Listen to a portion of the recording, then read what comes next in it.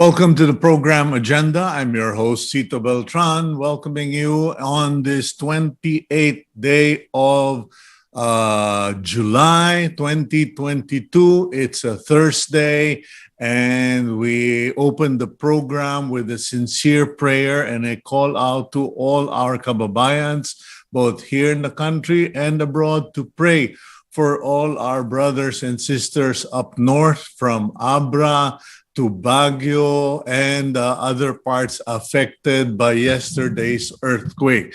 For many of us here in Metro Manila, we thought it was just a prolonged earthquake, but it turns out that the earthquake did heavy damage up north, and all hands on deck for the national government as the president himself is scheduled to fly out or to go to Abra and the affected areas. And of course, other officials, namely Secretary Erwin Tulfo of the DSWD, are on the ground, and we will be updating you about all of this as we go on with our program. And later in the program, we will be addressing also another issue that was presented to us the other day. It has to do with the Vaporized Nicotine Law that has lapsed into law. But before anything else, let's go to our daily starter, which strikes me as very timely for those affected up north. And it goes, faith is not about understanding everything. Ang pananampalataya ay hindi dahil na para maintindihan natin lahat ng mga nangyayari sa atin. It is hoping for the best even if you are surrounded by so many challenges. Yung po paniniwalang sa dakong huli, lahat ay magiging maayos kahit marami ang pagsubok. And true enough, timely enough, our brothers and sisters up north are facing many challenges. The national government will be facing a lot of challenges, as well as local government officials. But let us keep the faith. Let's hold on and let's stay strong. Okay, let's now go to the front page of the Philippine Star for today, July 28, 2022. And the front page, as expected, 7.0 earthquake rocks northern Luzon. 5 dead, at least 60 injured, and damages to roads, historical structures, and buildings, etc. Okay, at the top of the front page, we have a header, Concepcion, states losses from expired vaccines hit 5.1 billion. According to, could we please change the graphics? According to former advisor on entrepreneurship, Joey Concepcion, the private sector lost an estimated 5.1 billion pesos due to the expiry of vaccines that were not used or maximized because of bureaucratic procedures or health policies that were not adjusted to fit the needs of the times. Meanwhile, lower in the newspaper, we have BBM pushes disaster resilience bill in reaction or as a consequence of the earthquake. And all those photographs that you see there have to do with the earthquake. At the bottom part of the front page of the Philippine Star, we have DOH to continue campaign versus vaping, and Philippines scraps Russian helicopter deal. That was announced by the former Defense Secretary Delfin Lorenzana, primarily because the United States and its NATO allies declared a policy of sanctions against any government or institution that does business with Russia. And as a result, the DND decided it is more prudent not to continue with the Russian helicopter deal, lest the NATO and the United States decide to inflict economic sanctions on the Philippines. Okay, so those are the stories, two major stories essentially, or three, in the front page of the Philippine Star. Let's now go to our first interview, and it is an update on what is happening up north, etc. Okay, let's, I guess the best person to interview for now would be those who will have to deal with the victims and those affected by the earthquake that started in Abra, radiated out to the other provinces. Let's go and get to meet our next interview. Rommel Lopez is the new Assistant Secretary Designet of the Department of Social Welfare and Development, or Dswd. He is also the spokesperson of the agency. Before this, Lopez was a news correspondent for TV5. Okay, good morning, Undersecretary Lopez. Mukhang good time ka na mga kasama mo sa TV5. Ang mga piniling mga picture mo, pang-artista, ano? Napansin ko nga po, Sir Cito. Good morning po sa inyo. Okay, ganyan talaga ang buhay dito sa media. Kahit na napakabigat na ng problema, ng good time pa yung ibang kasama natin. But anyway, in all seriousness, Undersecretary Lopez, could you give us an update? Ano ba nangyayari? I understand Secretary Erwin Tulfo of the DSWD is already up north. He went to Abra and has gone to Vigan, if I'm not mistaken. Ano ba ang situation, and how difficult is the situation for the DSWD in terms of responding and helping? Yes, Sir Cito. Yesterday, we're fortunate to join the good secretary in his inspection in the area, especially nga po in Abra and then Ilocos Sur. Yesterday, we flew at around like 9 in the morning, like 30 minutes after the earthquake. That the President instructed the Secretary Erwin to check on our kababayans in the affected area. So immediately we touched down in Banguet, Abra, and we have noticed the wide devastation in the area, Sir Cito, particularly when it comes to infrastructures and private properties. As of yesterday, they have 4 partially damaged bridges that resulted into isolation at least 4 barangays in the area. A total of 2,312 families were affected in Car. This includes Banguet and then other part of La Trinidad in Benguet.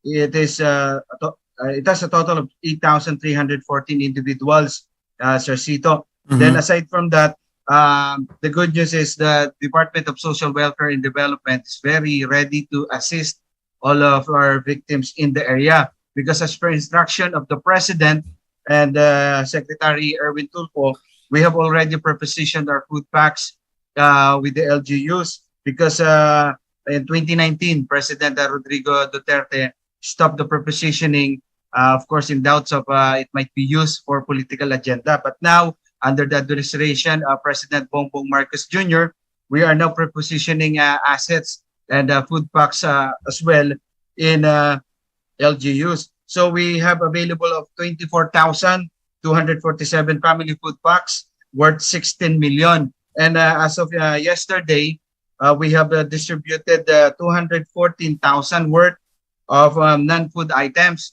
This includes modular tents, hygiene kits, kitchen kits for the victims, and a total of 40,000 cash assistance under the assistance for individuals in crisis situations, Sir Cito. This amounts to 10,000 pesos for individuals, especially those who are reported casualties who died in the earthquake, because under this assistance for individuals in crisis situation, the secretary is tasked to extend financial assistance to those victims of calamities, Sir Cito.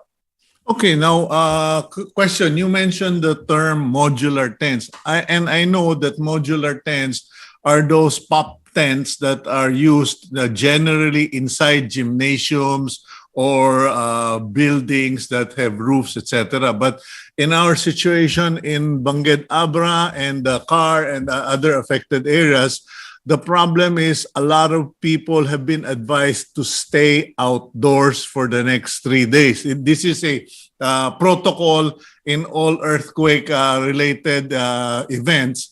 Now, how prepared is the DSWD? Or, of course, hindi naman lahat yung problema ninyo. You're responding, the National Defense, the DILG, etc., in providing temporary shelters, because this is going to be at least para tayong naglamay sa tubuhan, di ba? They will all be staying outdoors for fear of secondary shocks and possible collapse of weak buildings.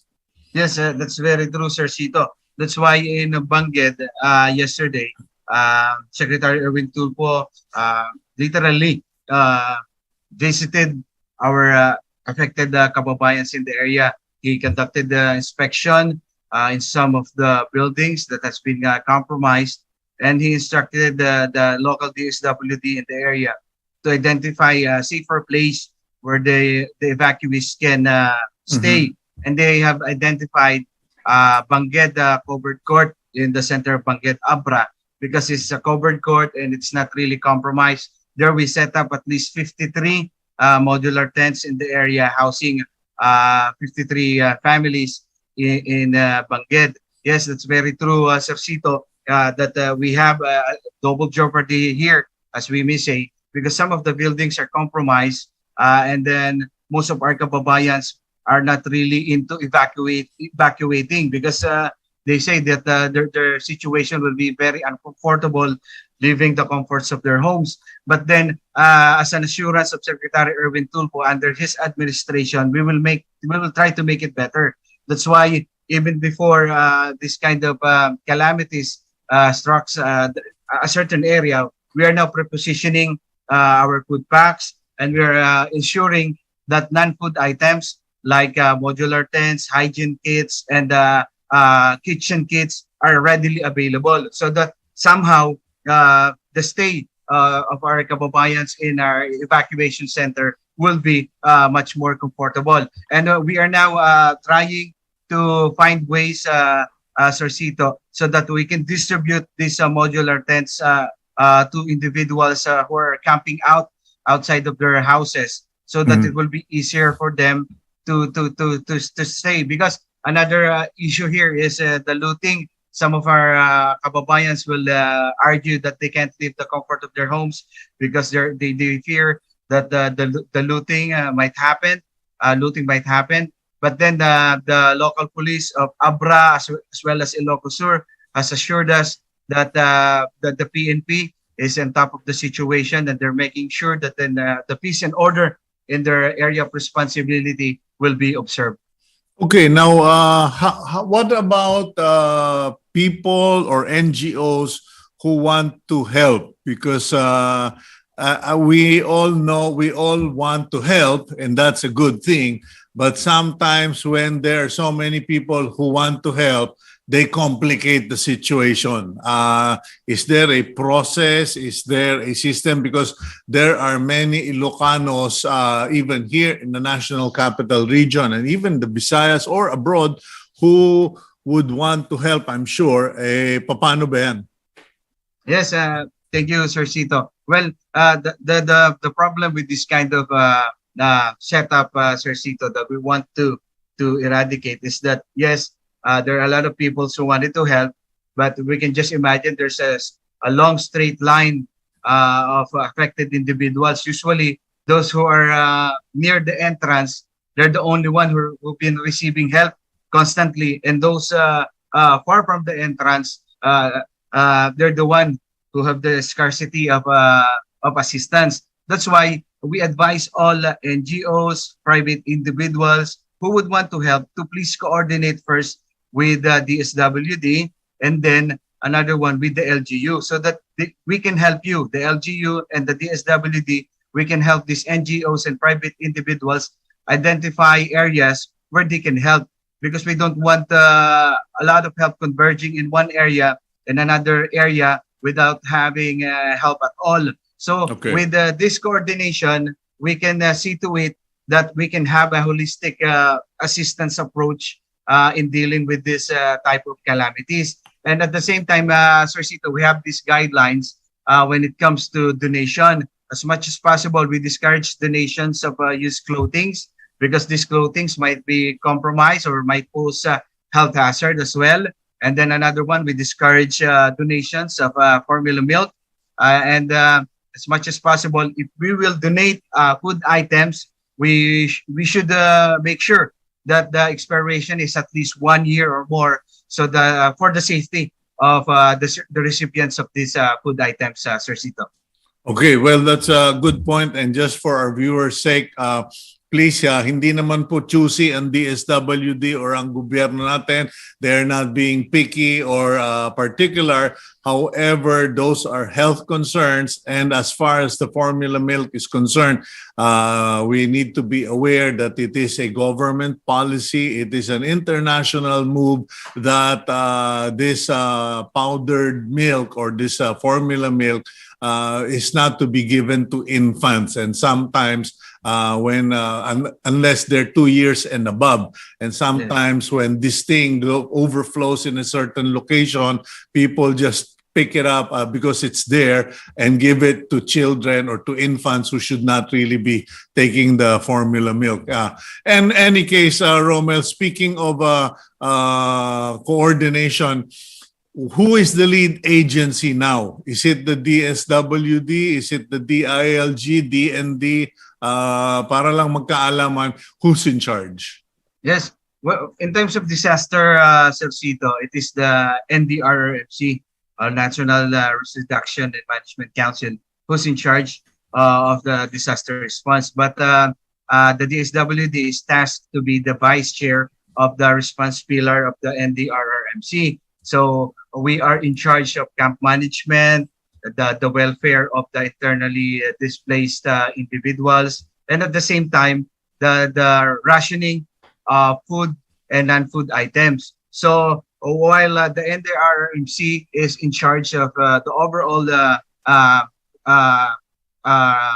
response when it comes to calamities, we make sure that the DSWD on our part, we manage all the camps, we distribute all the relief goods in a timely manner, and of course, see to it that all of the displaced individuals, affected families are well taken care of. So aside from giving them psychosocial intervention, we make sure that cash assistance for individuals in crisis are readily available. Sir Cito, this will amount to 5,000 pesos to 10,000 pesos, depending on the assessment of our social worker. Last question, Rommel. What is being done to check the potential hoarding? Because I was listening to a local official last night, and she kind of mentioned something about hoarding, not looting, kasi hindi naman gawain yan ng mga Ilocano or Filipinos in general, unless it's really desperate times. But hoarding seemed to have become an issue. You're bringing in cash to help the victims, but cash isn't going to help if there are no goods available. Yes, that's very true. And for example, in the situation of Ilocos Sur that we visited yesterday and in Abra, both Vice Governor Joy Bernos and Vice Governor Ryan Simpson of Ilocos Sur and Vice Gov Bernos of Abra, they updated us that indeed they're checking on the local economy, the local market in the area, although some of their big grocery stores has been compromised. they assured us that they are really monitoring the local sales in the area and hoarding, because they don't wanna they don't want it to happen that many of our kababayans are really affected or badly affected, and some of our enterprising kababayan will take advantage of this situation. So Okay. they see to it that aside from the peace and order in their area, price monitoring will take place, and hoarding will be closely monitored in their area, Sir Cito. I hope Secretary Fred Pascual is watching, and I hope that his Ilocos and Abra detachment of the DTI will be deployed immediately to monitor that. Okay, Rommel, thank you very much for your update. Congratulations on your new job, and I hope that you succeed in your efforts. God bless. Thank you, Sir Cito. Good morning. Okay, from here we now move on to a related agency. But before that, we will go for a quick break and we will get an update on everything that's happening as far as the Abra earthquake is concerned.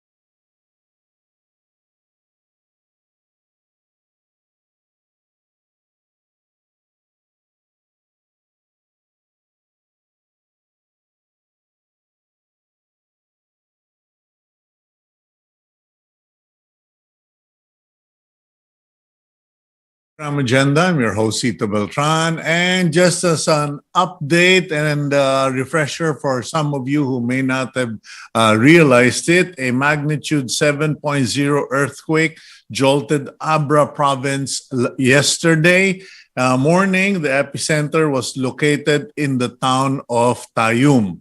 Based on the latest report of the Office of Civil Defense, 5 people have died due to the earthquake. 2 were recorded in La Trinidad, Benguet, 1 in Gataran, Cagayan, 1 in Balbalan, Kalinga, and 1 in Bangued, Abra.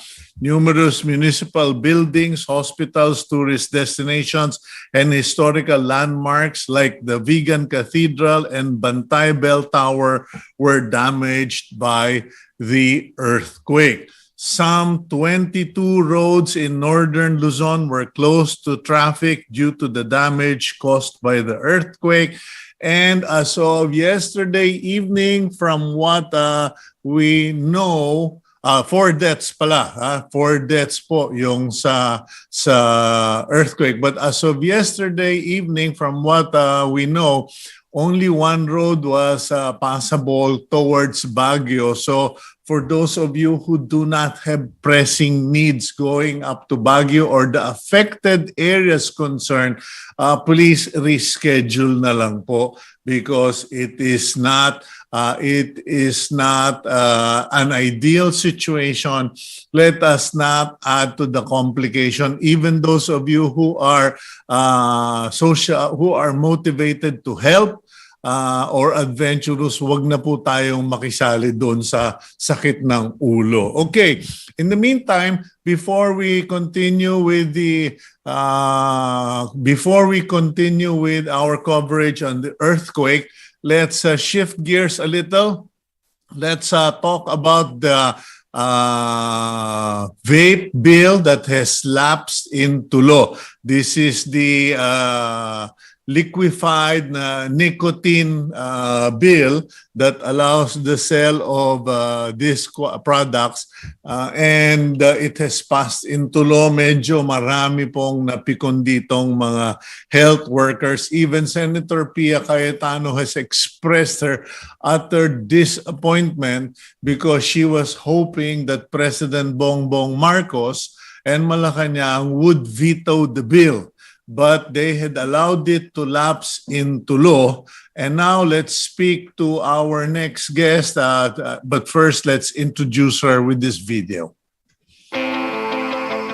Dr. Maricar Limpin is the Executive Director of the Framework Convention on Tobacco Control Alliance Philippines. Along with that, Limpin heads the steering committee at the Philippine Coalition on the Prevention and Control of Non-Communicable Diseases. Limpin was also the president of the Philippine College of Physicians. Okay, Dr. Limpin, welcome back to the program. And your reactions, please, or what are the plans of your associates regarding the lapsing into law of the vape bill? Yes, good morning, Cito, and good morning to all listeners and viewers, no. Of course, lahat kami, no, ng mga medical organizations, we are deeply disappointed, no, with the non-action, no, over the vape bill. But I really cannot find any fault, no, with President Duterte, nor with our current president right now, Bongbong Marcos. Why? Because, you know, the bill has already been approved as early as January, February of this year. So that should have been transmitted as soon as they have already approved it. So that will give time for the president, no, then President Duterte, to review the bill and eventually, if he doesn't want it, then he can veto it.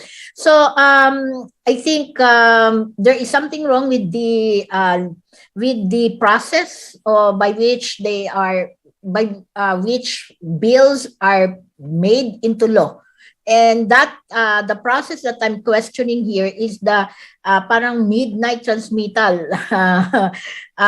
Cito, no? It's like equivalent to the midnight appointments, no? And of course, there have already been questions issued on midnight appointments, and that is also what we would like to do with regards to this particular bill. Yung not being given the time, the president is not being given the time to review and eventually maybe veto it, no, if he wants it.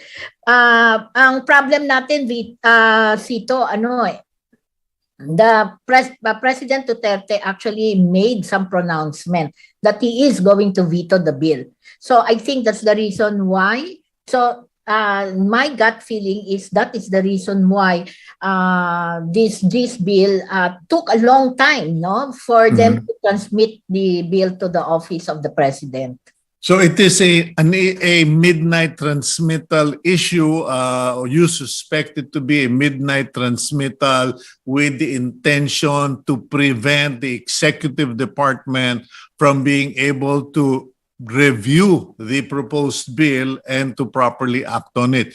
That being the case, if that is the case, Dr. Limpin, are you, your associates, or is there any group who are anti-vape bill planning to take this matter to the Supreme Court? Yes, definitely. We are going to file a case, no, on this particular issue, but not only questioning the legality of the process that was done, but also questioning the constitutionality. No, in part of the provision of the vape bill was the transfer of the regulatory function from the Food and Drug Administration to the Department of Trade and Industry. We have to realize that when one uses vape products, you have to put chemicals in it. And because there are chemicals, then definitely that will have an effect on the health of the people. And the one who is really in charge or who has the constitutional mandate to protect the health of the people will be the FDA. So DTI is primarily on trade issues, no, on industry. So vaping is not just about trade. It is more of a health issue.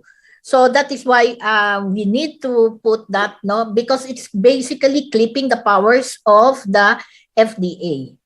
But the Supreme Court also recently, well, about a month or I'm not sure, my memory is medyo malabo nowadays, but the Supreme Court recently came out with a decision where anything that has to do with such products, tobacco-related, etc., falls under the FDA. Is the vape or are vape products, do they fall under this? Yes, definitely it falls under this. As I said, no, vape products, you make use of chemicals that will have an impact on the health of the people. And according to Republic Act 9711, which is the FDA Act, the FDA, the function of the FDA covers all products that has an effect on health. And definitely the vape products will fall under this. Okay, now in terms of IRR or implementing rules and regulations, who are going to be the parties involved? Because, okay, so the bill passed into law, lapsed into law, not passed, but they still have to come up with an IRR. Who's going to be part of that body to formulate the rules and regulations? Still the DTI, because according to the provision of the law, DTI in coordination, no, with the FDA. So just to coordinate, but whatever suggestions of the FDA, they may or may not accept it. So it's basically DTI who is really the lead agency. Can we expect the FDA to also raise the issue of authority and legality in terms of jurisdiction? Because while a law may provide such that the DTI will be in charge, if the FDA says, teka, interception yan at saka trespassing yan. Yes. Well, I expect that they will file. They will fight against this bill, no? Because it's basically, as I said, no, it is removing from them a mandate that is pure, that is solely on FDA. No, so I think it should be. The FDA should also raise an issue about this. Oh, okay. So by law, it will be the DTI who will come up with the rules in coordination with the FDA. So, kumbaga, we will ask them for their opinion, but at the end of... In consultation, yun. That is the proper term. Okay, in consultation. Yes. Okay. So what other actions does your group or the health sector representatives or doctors, physicians planning to take aside from, okay, you're taking it to the Supreme Court, you're believing the FDA will challenge the constitutionality and the correctness of DTI taking over their functions, their mandate? What other actions are there?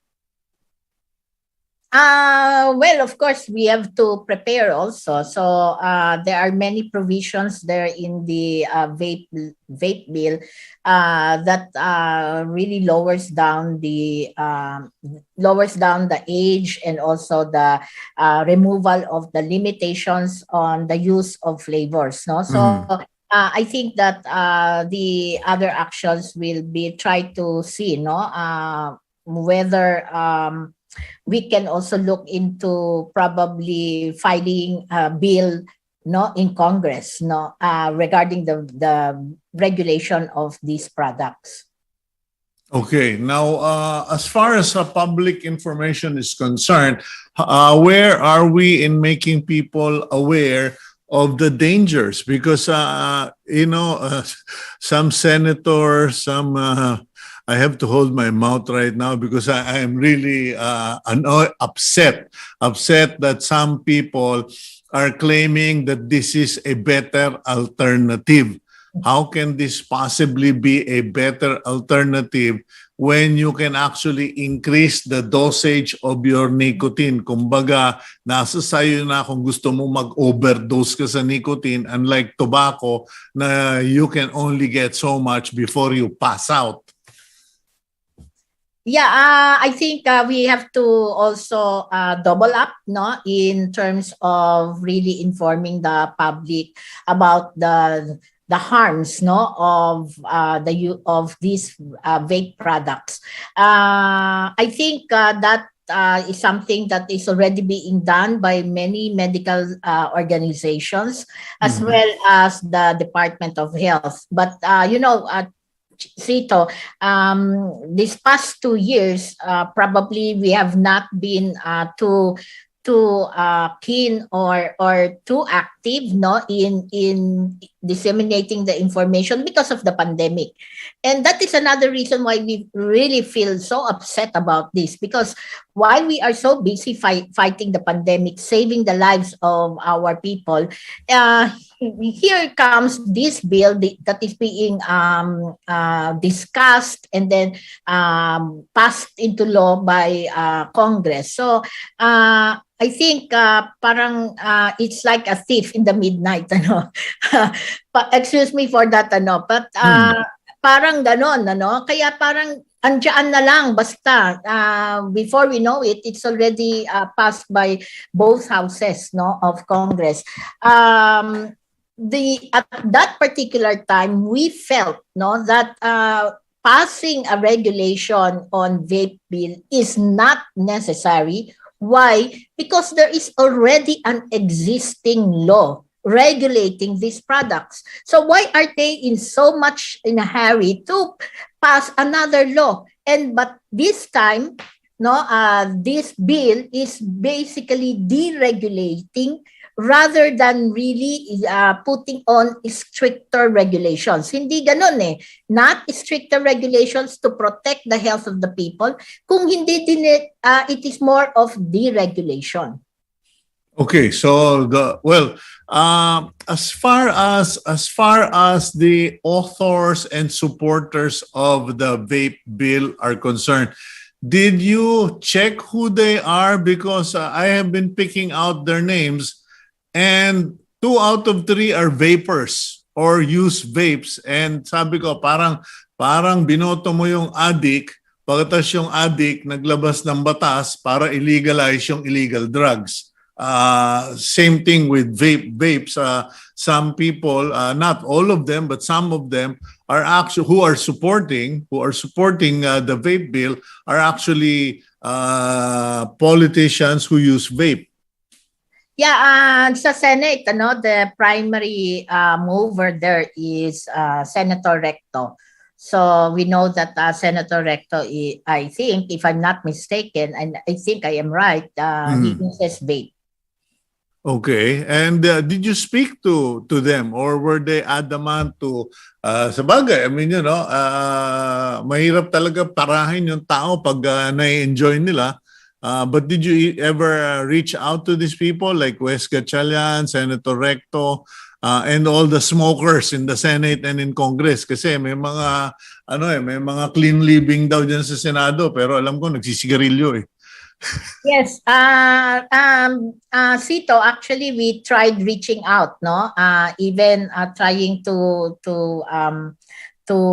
give them information, because that's the only way, that's the only thing that we can do. Give them the proper information, the scientific evidence about vaping.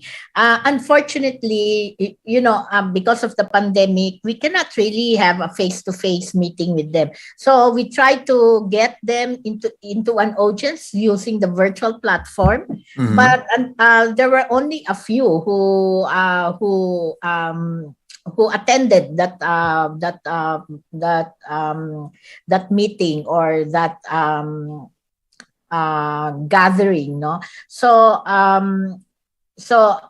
it's difficult really during the pandemic to push or to make them see the evidences. But during the public hearing, Cito, we were also there. We presented the evidence, but unfortunately, mukhang hindi nila pinakinggan yung mga sinasabi naming mga medical organizations. Kaming lahat ng mga doktor na naroroon. Ang pinaniwalaan nila are few mga, I think there's only one doctor there who is pro-vaping kasi daw siya, anti-smoking, Kaya nag-pro-vaping na siya.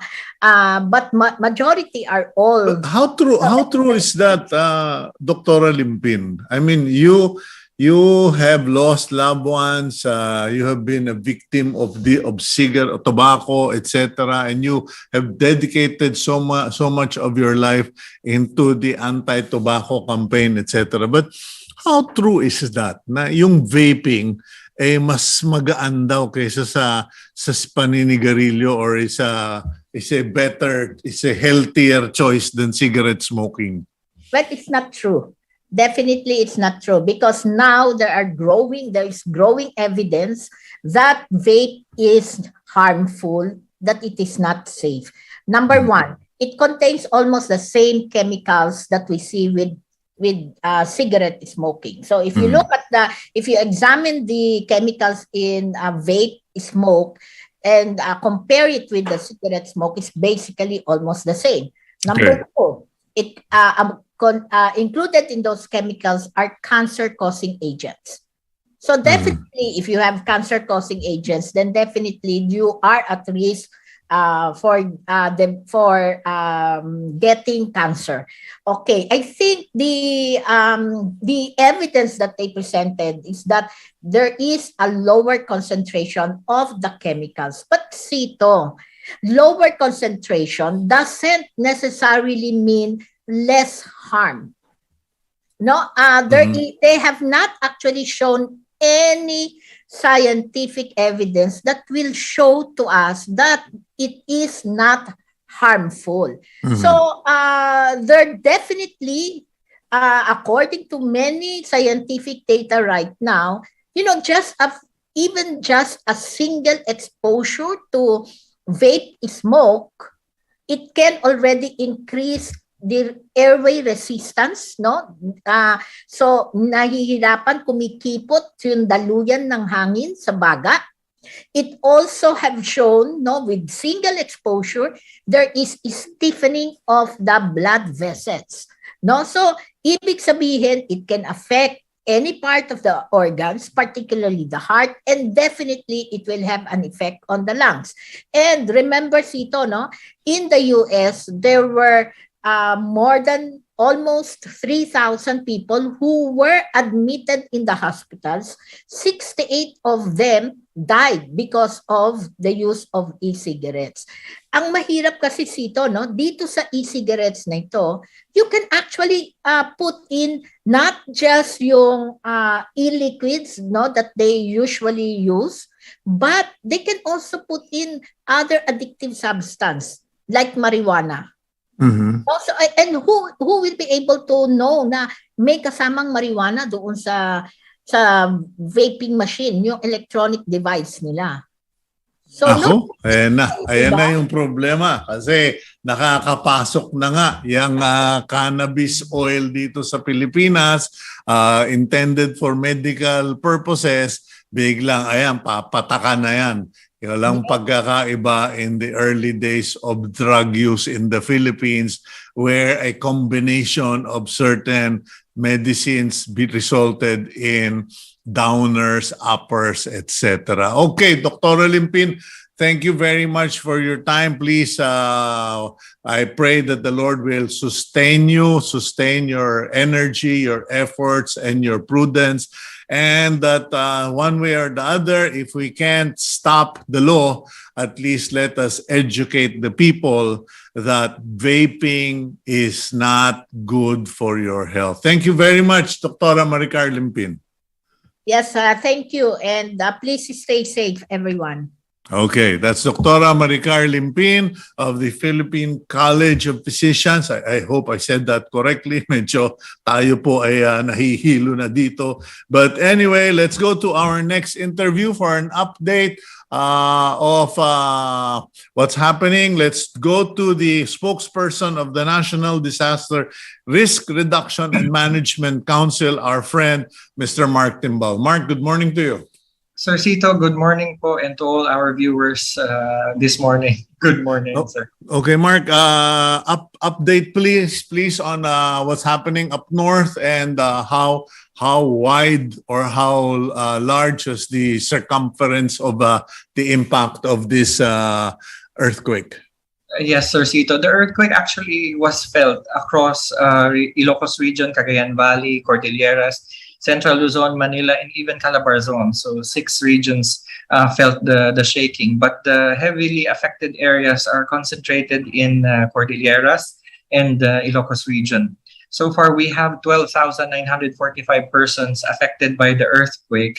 We are using 21 evacuation sites for this emergency. 541 families are staying in those designated evacuation sites. 128 families are staying, camping out outside their homes. There is an instruction that they should not be returning or going back inside structures while they are pending for evaluation for structural integrity. We have adjusted our casualty count for this morning, Sir Cito. From the 5 dead, we're reverting back to 4 because the 5th fatality, supposedly from Gataran, Cagayan province, was verified as non-existent. So we removed that from the counting. However, it appears that we will be having an adjustment later this morning because reports are still coming in, and Some casualties are still being identified. So we have 4 dead persons this morning and 131 injured persons coming from the Cordilleras and in Region 1. We don't have missing person reports yet as of this time, so we're hoping that everyone is accounted for. What we're seeing here is that a lot of these victims were killed due to falling debris and collapsed structures. The government has issued instructions and authorization for our armed forces to augment the local disaster search, rescue, and relief operations. We have additional teams from Air Force and the Philippine Army and the Navy, the Philippine National Police, Bureau of Fire Protection, and the Coast Guard supporting the local search and rescue operations. We have road closures in the mountain area, Sir Cito, due to the rockfall and landslide, ongoing road clearing operations. But we're making sure that the road clearing operations are done carefully. We're wanting to avoid a repeat of the landslide which happened before that buried the local clearing operations teams. So some road closures are still in effect. We're advising our travelers to coordinate or visit the social media pages of the local government units for these closures, as well as the alternate routes that they can take. Power interruptions are still active in some areas, especially in the Cordilleras. Ongoing repair of the power structures and facilities are being done by the local power cooperatives. We had experienced mobile phone interruption, but the telcos are working round the clock to have that fixed in Cordillera. Ilocos Sur experienced a province-wide power interruption yesterday, but as of 2 p.m., power was restored already in those areas. 868 houses were damaged as a consequence of the earthquake. And right now, Sir Cito, we have 33.8 million pesos worth of damage to infrastructure reported to the NDRRMC. And what's good is that we have been fast in actually sending the relief support for the affected local government units. Secretary Tulfo immediately went north yesterday to supervise the Dswd effort to support the local relief activities. We have given almost 300,000 pesos worth of family food packs, financial assistance to the affected communities. And I believe the president is flying out today, or will be, I don't know if he's going by land or by chopper, or probably he'll fly to Lawag and then take a chopper to Abra or something because of the situation. But Mark, you mentioned structural integrity. Okay, I just got word from our executive producer that the president is flying there this morning. Now, Mark, talking about structural integrity, how well equipped or how many experts does the NDRRMC have, or local governments, to evaluate structural integrity? Because I remember in the Bohol disaster, Bohol earthquakes, that it took, I think, a week or several weeks before they could round up teams from MMDA, etc., Association of Engineers, something like that, to deploy to find out, ito, go, pwede itong tirahan, this is unsafe, this is needs to be shored up, etc. So far, sir, in the evaluation for structural integrity, the priority infrastructure are the critical items being run by government. So our dams, for example, have reported that they're holding strong, no damages to dams, so nothing to worry about there. Inspections of the irrigation facilities are being done now as prescribed by the president during his message yesterday in the press briefing. When it comes to the private infrastructures, the local government units have the engineering teams. However, you're correct that sometimes the engineering team is just a one-man team in some situations. So we will be sourcing these specialists coming from the different agencies as well as from the private sector. If I'm not mistaken, the NDRRMC has standing agreements with the Philippine Institute for Civil Engineers, the Association of Structural Engineers as well. This can be utilized for this emergency purpose. We also have engagements. The local government units have engagements with their local chapters of engineering professionals, which they can tap to support the inspection activities for the residential areas.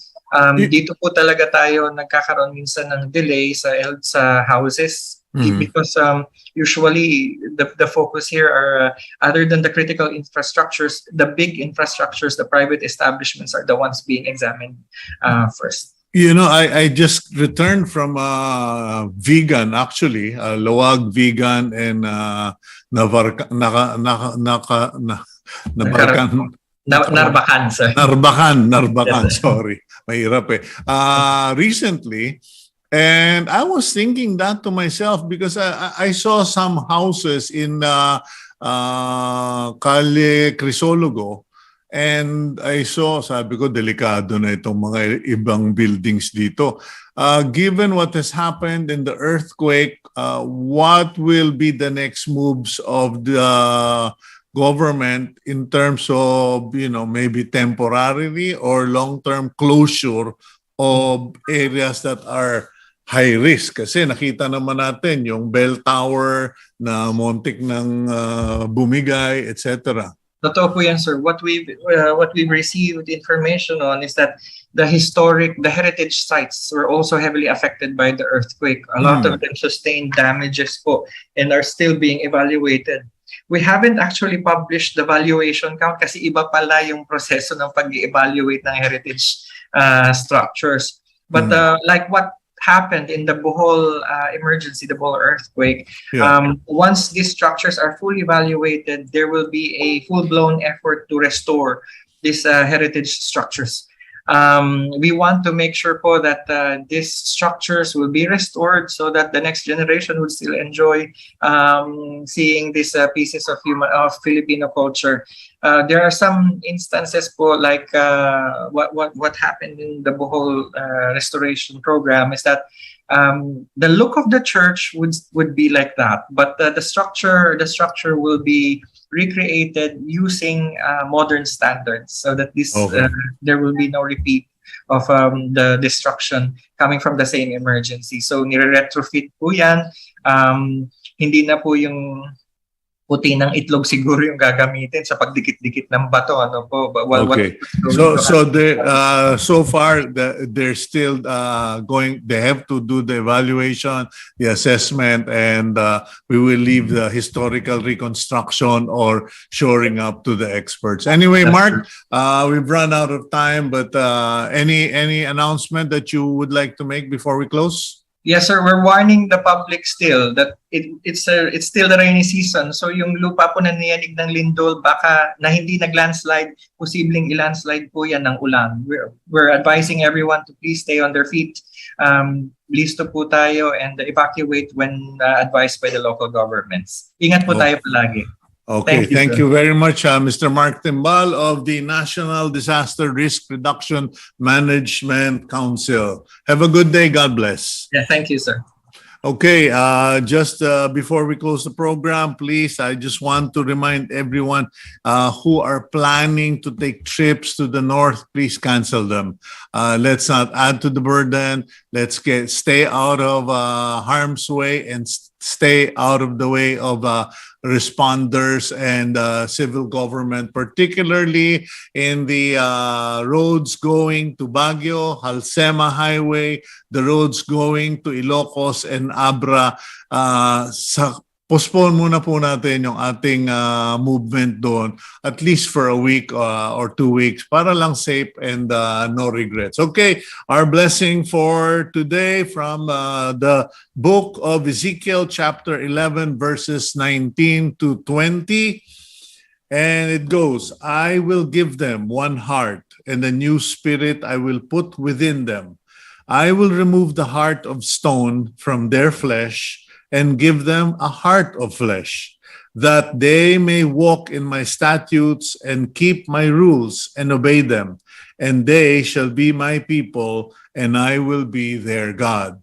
I am Cito Beltran, thanking you for being subscribers of Cignal TV, viewers of One News PH, and for watching Agenda here on Channel 8 or on Channel 250 of Cignal. Have a good day. God bless. Please keep it here on One News PH.